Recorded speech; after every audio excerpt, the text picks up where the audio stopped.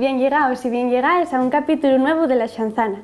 Estamos aquí en Xixón, en Les Cigarreres, y vamos a versionar una canción de Nuberu que se llama Al home de la unidad Xoanín, que fala deste home, Xoanín Muñez Zapico, que foi un sindicalista moi importante na etapa de la transición, moi vencellado a comisiones obreres e el Partido Comunista tamén, e que morreu moi xoven nun accidente de tráfico, que é lo que cuenta esta letra, que é a la vez un poema de Manuel Asur, el poeta que antes vos comentaba.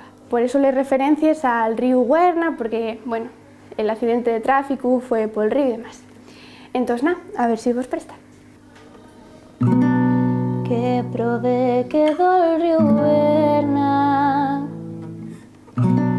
que prove el sogalle verde, si vida dieron sos agues, muerte dieron les orielles. No maldigo yo el tono, me río que nun es inocente.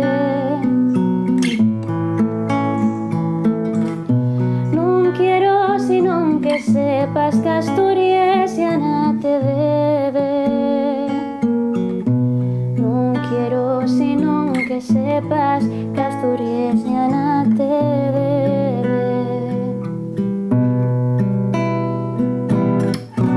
Pois si diste yo za un home, d'Álvora es llampistero, mal y pagaste el soficio con la tarde de xinero.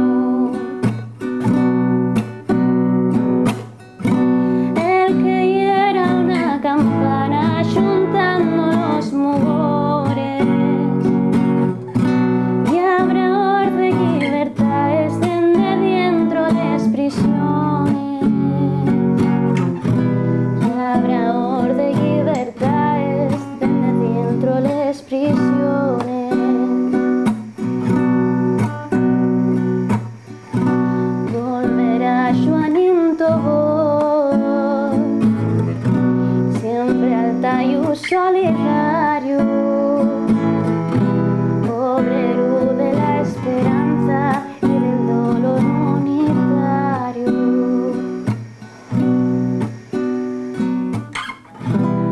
Obrero de la esperanza